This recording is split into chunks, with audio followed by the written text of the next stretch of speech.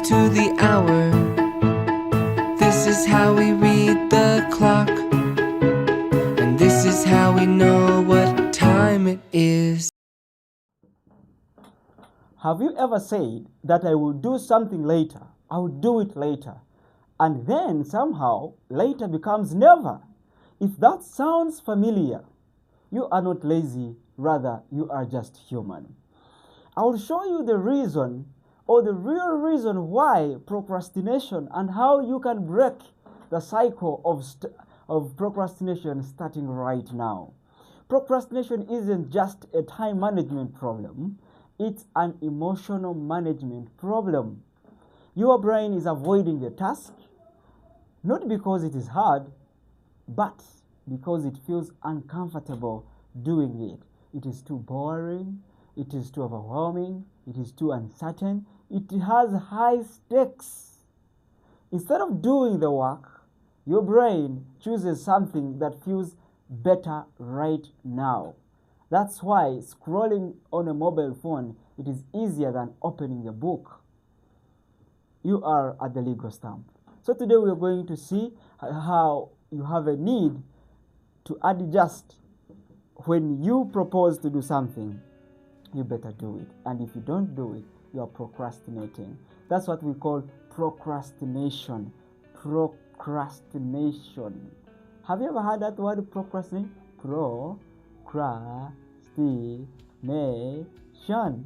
Procrastination. What is procrastination? Procrastination is the habit of delaying or postponing or putting off tasks, especially important ones, in favor of activities that are easy, more comfortable, or provide immediate pleasure. It's not simply rest, and what it is not the same thing as planning your time wisely. But procrastination is a decision, sometimes cautious, sometimes unconscious, to avoid what must be done, even when we know that the delay may harm us. You have been there. I have been there. Now, today at the Legal Stamp, we want to solve that problem using the Bible and the modern law, how to avoid postponing the work that you are supposed to be done. There is a man called Brian Tracy. He has a famous book called Eat That Frog. Frog is like a task. So he mentioned a very significant word that procrastination is the thief of time, and it is the biggest reason for failure and underachievement. Sometimes you achieve not expectedly to the high expectation because of procrastination. One of the very worst uses of time is to do something very well that need not to be done at all. This is how you must do something, but you don't do it at all, but you do something that you are doing instead of doing something that you're supposed to do, and you don't do it, you do what you're not supposed to do. So we find that in this world, and even the world to come, we find that successful people have always had the habit of doing the thing or the things that failures don't like to do. So the key success is action. The faster you move, the more successful you will be. There was a man in the Bible, prophet, was called Prophet who he drove furiously. He was driving furiously because he rushed very fast to do something that he was supposed to do. So we are going to continue seeing how we can break the chain of procrastination. I cannot imagine how many things you've always tried to do but you've not done them. Now I will give an example. There was a man also in the Bible, even in your areas you know them, that they go buy bricks and then they start constructing. Even before the house, maybe before they reach even the ring beam, and then they stop, they postpone. I will do that later, I will buy the cement later. Then the bush end up growing, and those bricks starts doing what? Falling down, because they always postponed doing that. Maybe in 1 week, maybe next month. That's when I will continue constructing. You go on streets in your area, go right now. you're going to find many houses that people began but they never finished. Why? Because of procrastination. I have one of my close relatives, very close and a loved one. He always wants to construct stuff, e.g. kitchen, maybe for the goats and sheep, or for the hens. What he does, he goes to the forest, cuts down the trees, or he buys trees with his money, those timber, the trees to use, the poles. Now, he does not build. He puts them aside, then the ants come and destroy them. Rain comes, hits them, the sunshine does the same. You will find that the trees will end up rotting on the ground. When are you doing it? I will build next month. The next month reaches. When are you doing it? I will build the other month. Oh, I don't have money. Or I think I need, let me think about it. Then the trees or the materials, the building materials, end up rotting right there. You know those people too. That is what they call procrastination. You do something that you're not supposed to do at that time. There are many disadvantages of procrastination. However, if you procrastinate, you are not lazy. Your brain is protecting you from discomfort. You are avoiding the emotion, not to the task. You are avoiding an emotion. But now the question is, how can we break this cycle of procrastination? How can we do what we're supposed to do better? And we do it now. Because we have very many lawyers, I'm going to inform you in our profession. If you procrastinate, if you don't do the work at the right time, immediately, then you're going to see consequences. I'm going to come to that. But let me first tell you how to stop procrastinating. Do something just for 2 minutes. Let's say you're going to wash dishes. You know they are dirty, but you also have other things to do. You just say, let me wash 2 plates, at least 2 cups. You start just for 2 minutes, I'll be done. Then, when you start doing something, then your whole mind is going to get excited and you end up doing the work. Because you figure out, you've put your water, you've mixed your soap, then you end up washing others. Same applies to clothes, same applies to cleaning the house, same applies to reading books. At least say, I am going to read for only 5 minutes. Only 5 minutes. Then you'll end up reading for sure. Yes.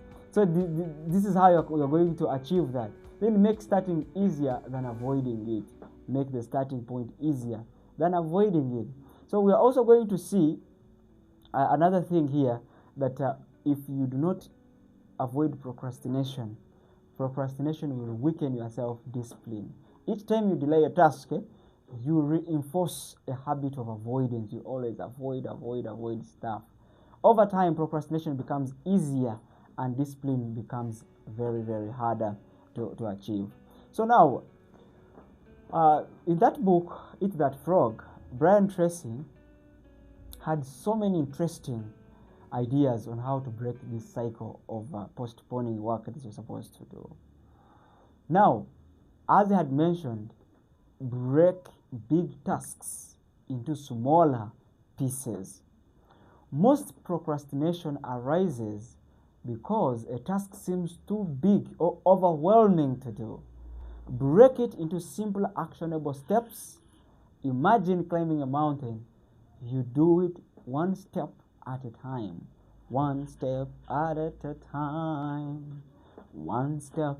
You do something small. I had given you an example. Let's say you want to write a sermon. What you do, you say, I'm going to write a title and introduction only. You break that. In that same hour, you do that. You stop.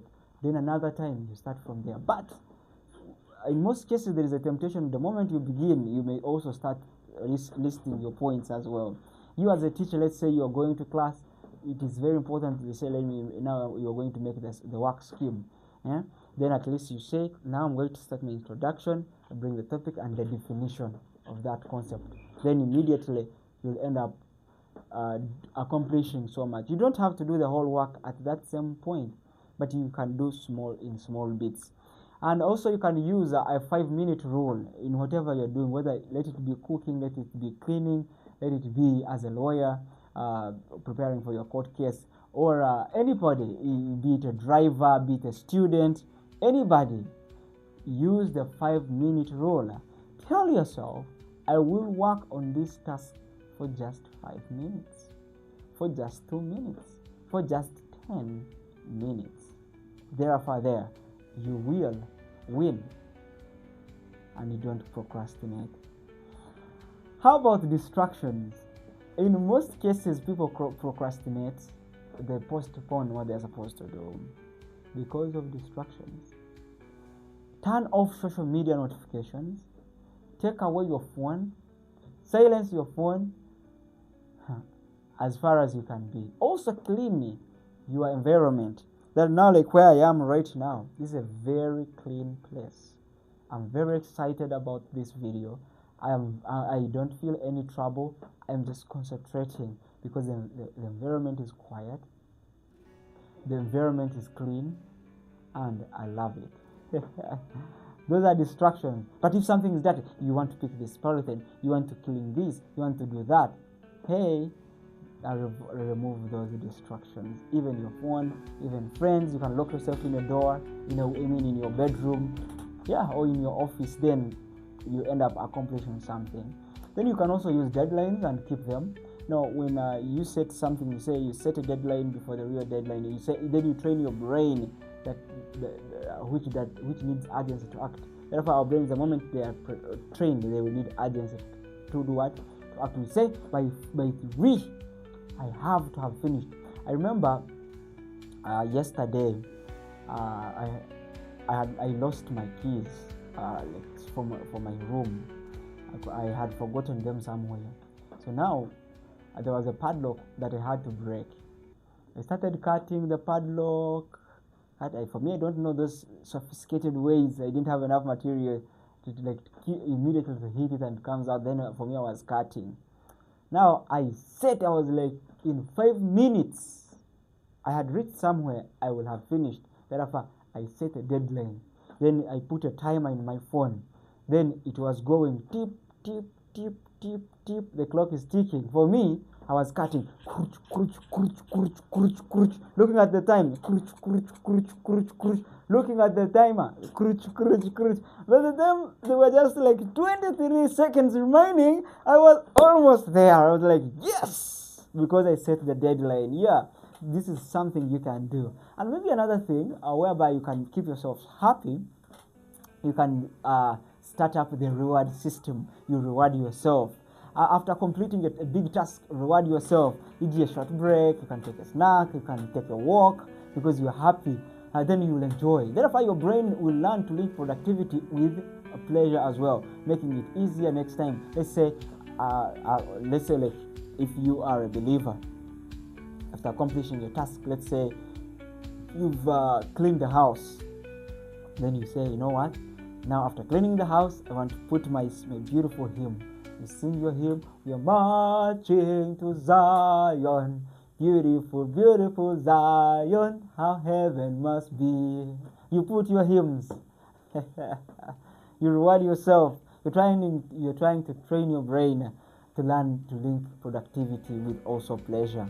And another thing, you have to remember consequences. There are consequences of not doing what you're supposed to do. Ask yourself, if I don't do this right now, what will it cost me? If I don't do it, who is to blame? Who is going to lose? This will create a sense of urgency and responsibility. By the way, we intend to postpone most important works. Those are the works we postpone. Procrastinate for sure. Then you end up not doing it, you're failing, you're underachieving. So now you have to remember the consequences. If I don't do it, I'm going to see the consequence. Another thing you also have to see procrastination not only as a time management issue, but it is often a heart issue. You have also to pray for wisdom. Remember, the Bible says that God is the one who gives us power to do the work. Yes, and another thing, God he helps us to both to will and to do. So you need to be a prayerful person, that He may take away laziness, He may take away all that like bad vibe, mood, uncomfortable, very hard. That is wisdom. He'll give you wisdom and also spiritual discipline to strengthen you and your resolve such kind of task that you do. Because we have seen there are very many Bible verses. The Bible says that laziness is not good. When you see in Proverbs chapter 6, verse 6, the Bible says, "Go to the ant, you sluggard, consider his ways and be wise. For those ants do not procrastinate, they prepare ahead of time." If you know ants very well, they always work day and night, they work relentlessly. So now laziness brings that kind of procrastination. So another thing, the Bible says that the talk of the lips turneth penury meaning you become poor. Because I am thinking this in this angle. Imagine you've gone, let's say, the more you work, the more you earn. Then you start jazzing with your workmates or on your phone. You jazz, 1 hour has gone. You jazz, another second hour is gone. You jazz, the 50